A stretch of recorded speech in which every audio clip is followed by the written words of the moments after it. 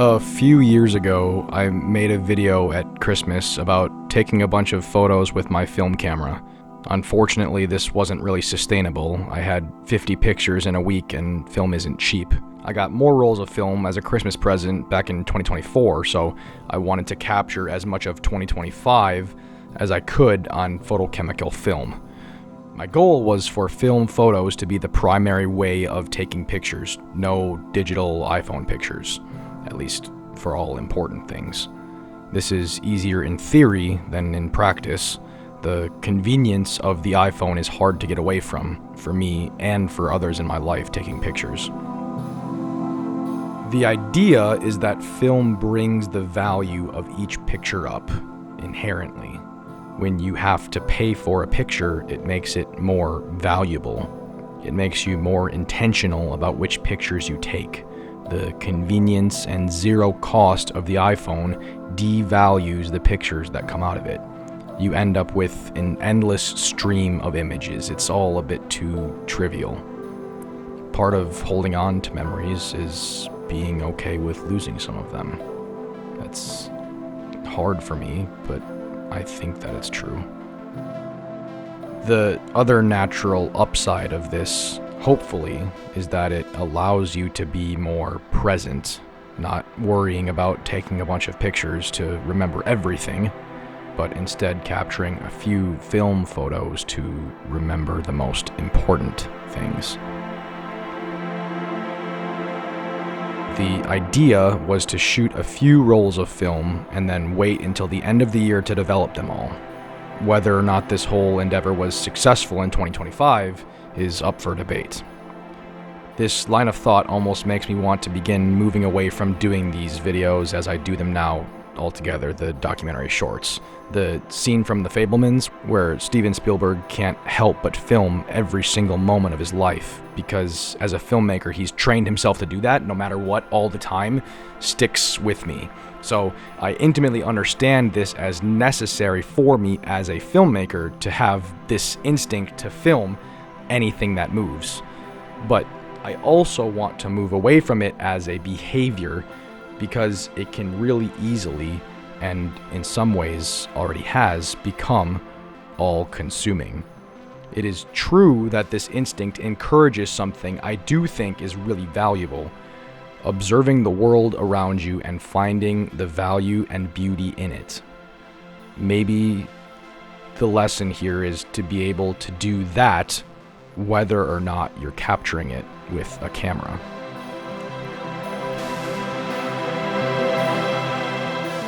But ultimately, with still photos, it's because film just is that much better. And looking back at our old family film photos compared to the new digital ones makes that frighteningly apparent. Like that's why I'm doing this. Part of the reason why I'm doing this.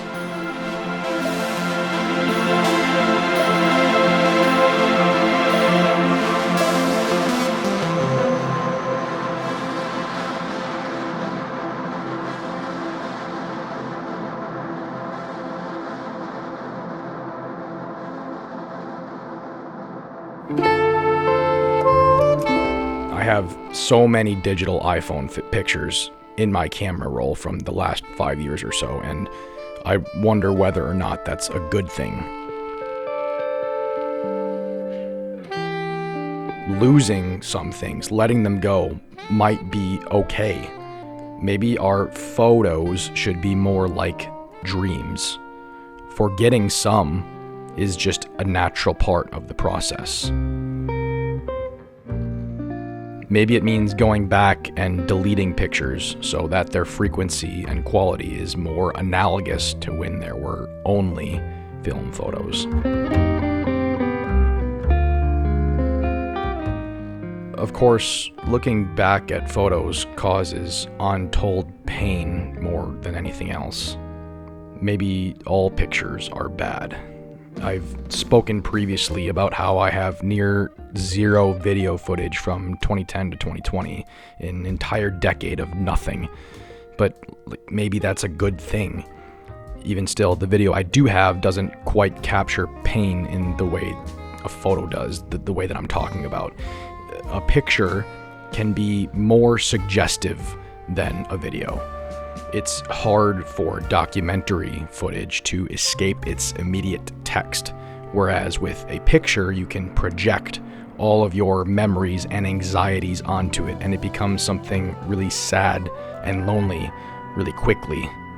All of your inadequacies, both present and past, seem to be summed up by those things.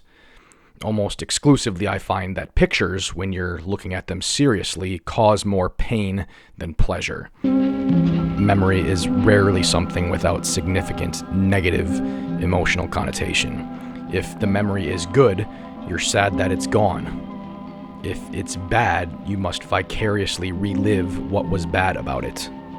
Looking at the past always hurts. And again, strangely, I don't feel this when I go back and watch older documentary shorts. Not in the exact same way, at least.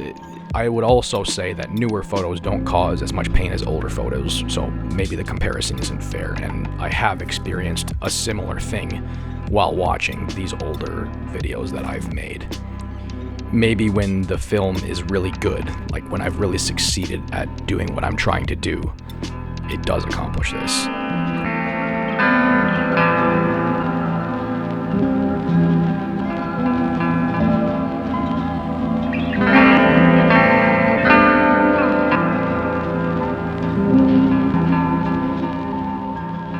T.S. Eliot said that genuine poetry can communicate before it is understood. That's always what I'm trying to do with these. That's why, even with moving images, I try to communicate without words.